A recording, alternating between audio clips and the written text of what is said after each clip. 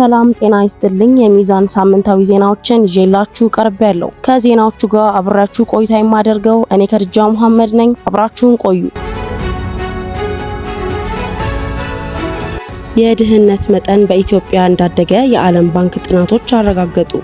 እንደ አውሮፓውያን አቆጣጠር ከ2016 ጀምሮ የኢትዮጵያ አስከፊ የድህነት መጠን ከ27 በመቶ ወደ 32 በመቶ ማደጉን የዓለም ባንክ ጥናቶች አረጋግጠዋል።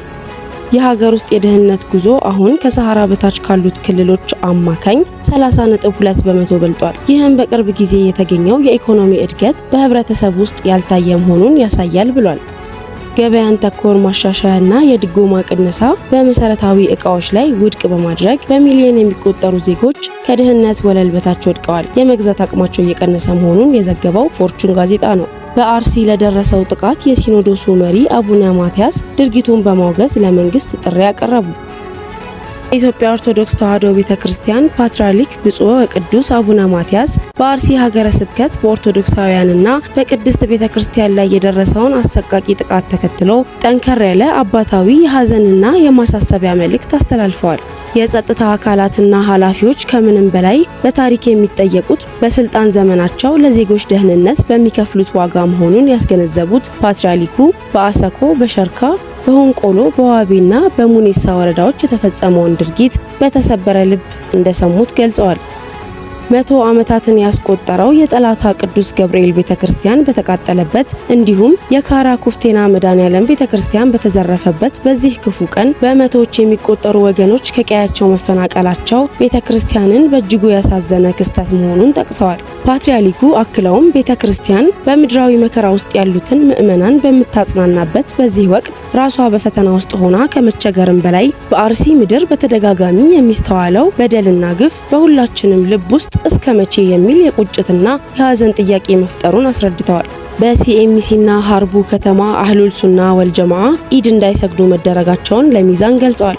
መጅሊሱ በለሚኩራ የሚገኘው የኢስላማዊ ተህፊዝና የትምህርት ማዕከል የሆነው የሲኤምሲ ማዕከል የኢድ ሰላት አስቆሟል። ሲኤምሲ አልኢምራን መድረሳ በየዓመቱ ኢድ እንደሚሰገድበት ይታወቃል ያሉት ቅሬታ አቅራቢዎች፣ ነገር ግን ህገወጡ ፈንቃይ መጅሊስ የኢዱን ድባብ ከአልኢምራን አስወጥቶ አስፋልት ዳር ወደሚገኘው ወደ ዋሃቢያ ኢቅራ መጅሊስ ለማዘዋወር ተብሎ የተደረገ የእምነት ነጻነትን የሚጋፋ አጸያፊ ጽንፈኛ እርምጃ በመሆኑ ምዕመናን ቅሬታቸውን ገልጸዋል።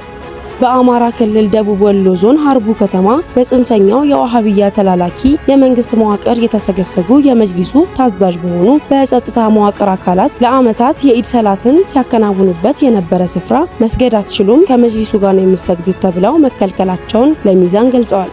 ይህንን ትዕዛዝ ለማስፈጸም ክልከላውን የፈጸሙ አካላት ህገ መንግስታዊ መብታችን ሆኖ ሳለ መስገዳችን የህግ ጥሰት ከሆነ ደብዳቤ ስጡን ብለው የጠየቁ ቢሆንም በራሳችን ላይ ነገር አንጠመጥምም የሚል መልስ እንደተመለሰላቸው ምንጫችን ገልጸውልናል። በዚህ ሳቢያ የሀርቡ ከተማ አህሉል ሱና ወልጀማዓ ሱፍያ ሙስሊም የኢድ ሰላት አልሰገደም ሲል ምዕመናን ገልጸዋል። በአማራ ክልል ደቡብ ወሎ ዞን ተንታ ወረዳ የታሰሩ የሃይማኖት አባቶች ቢፈቱም ማህተማቸው እንደተወሰደባቸው ምንጫችን ገልጸዋል።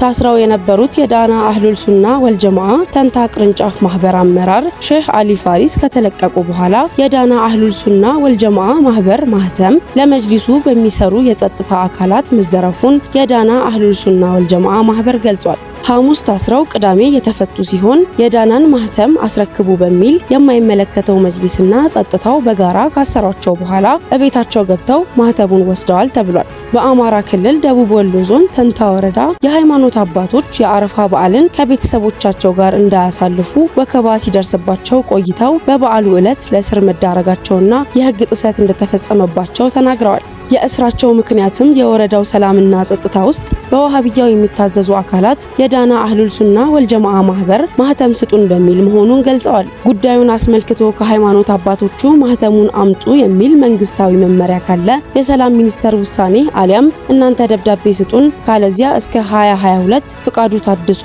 ያለ ተቋም ማህተም አናስረክብም በማለታቸው የበዓሉ ሰሞን ወከባ ሲደርስባቸው ቆይተው ሼህ አሊ ፋሪስን ማሰሩንና ጸውልናል። በተጨማሪም ማህበሩ ከሰላም ሚኒስቴር የታደሰ ፍቃድ በህገ መንግስቱ በተሰጠው ስልጣን መሰረት የተደራጀ መሆኑንና መጅሊሱ የማይመለከተው ቢሆንም የጸጥታ አካላት በዚህ አስነዋሪ ተግባር መሳተፋቸው ልብ ሰባሪ ከመሆኑም በላይ የህግ የበላይነትና የጸጥታ አካላት ገለልተኝነት አሳሳቢ ደረጃ መድረሱን ያመላክታል በማለት ቅሬታ ገልጿል። ለዛሬ ከሀገር ውስጥ ያዘጋጀሁላችሁ ዘገባዎች እነዚህን ይመስሉ ነበር። ከባህር ማዶ ወደ ያስኳቸው ዘገባዎች አልፋለሁ።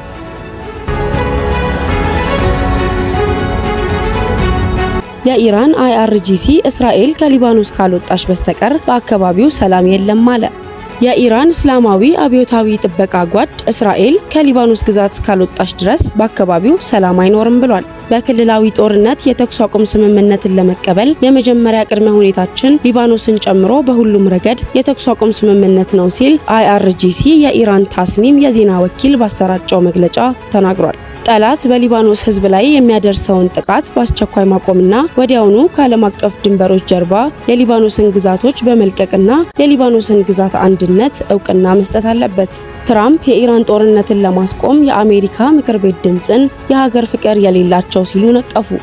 ፕሬዚዳንት ዶናልድ ትራምፕ የአሜሪካ ወታደሮች ከኢራን ጦርነት ለቀው እንዲወጡ ለማዘዝ በዩናይትድ ስቴትስ ምክር ቤት የተካሄደው ድምፅ ሐሙስ ዕለት ውግዘት በማሳየት ሀገር አልባ እርምጃ ከቴህራን ጋር የተደረገውን ድርድር እንዳስተጓጎለ ጠቁመዋል። በአብዛኛው ተምሳሌታዊ ድምፅ የመጣው ከኢራን እስላማዊ ሪፐብሊክ ጋር ጦርነትን ለማስቆም ባደረጉት የመጨረሻ ድርድር መሃል ትራምፕ በእውነታው ማህበራዊ ሚዲያ ላይ በለጠፉት ጽሑፍ ላይ ተናግረዋል። ማን እንዲህ አይነት የሀገር ፍቅር የጎደለው ድርጊት ይፈጽማል? ድርድሩ የት እንደቆመ ያውቃሉ? በትራምፕ ላይ ባደረጉት ጉልህ ተግሳጽ 215-208 ያለፈውንና አሁን ወደ ሴኔት የሚመራውን እርምጃውን በመደገፍ 4 አብላጫ ሪፐብሊካኖች 4 አባላት ዴሞክራቶችን ረቡዕ ዕለት ተቀላቅለዋል። በሪፐብሊካን ቁጥጥር ስር የሚገኘው ምክር ቤቱ ጦርነቱ ከ3 ወራት በፊት ከጀመረ ወዲህ ትራምፕ በቴህራን ላይ ወታደራዊ ዘመቻን እንዲያከሽፉ ለማስገደድ የሚያስፈልገውን እርምጃ ለመጀመሪያ ጊዜ የፕሬዝዳንቱን የቬቶ ድምፅ የሚጠብቀው እርምጃ ነው። ዴሞክራቶች ትራምፕ ህገ መንግስቱን ጥሰዋል በማለት በየካቲት ወር መገባደጃ ላይ ከእስራኤል ጋር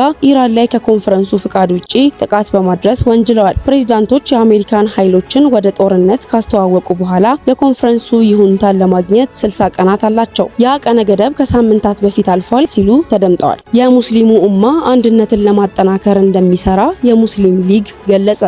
የሙስሊም ወርልድ ሊግ የሙስሊሙን ኡማ አንድነት ለማጠናከር የመከፋፈልና የልዩነት መንስኤዎችን ውድቅ ለማድረግና በተለያዩ የእስልምና አስተሳሰብ ትምህርት ቤቶች መካከል የመከባበርና የጋራ መግባባት እሴቶችን ለማስተዋወቅ ጥረቱን ቀጥሏል ሲል በሳምንቱ የነበረውን ጉባኤ አስታውቋል። ይህንንም የሚያደርገው በመካ በጀመረው የእስልምና አስተሳሰብ መካከል ድልድይ ግንባታ ቻርተር ውስጥ የተካተቱትን ቃል ኪዳኖች ለማሟላት በኮንፈረንሶቹና በፕሮግራሞቹ አማካኝነት ነው። ቻርተሩ የእስልምና ብር ድርጅት አባል ሀገራት ተወካዮች ዋና ጸሐፊውና በጅዳ በሚገኘው ዓለም አቀፍ የእስልምና ፊቅህ አካዳሚ ጸሐፊዎች እንዲሁም አባላት የተሳተፉበት ሲሆን ቻርተሩን በመድረኩ ይፋ አድርገዋል። የሮቦቱ ድርጊት እናትየውን አስቆጣ።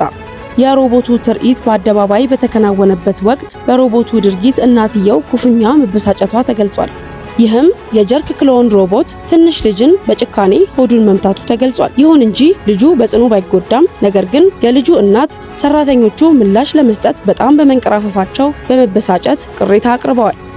ለሳምንቱ ከሚዛን ሚዲያ ያዘጋጀሁላችሁ ዘገባዎች እነዚህን ይመስሉ ነበር። በቀጣይ እስከምንገናኝ መልካም ሳምንት።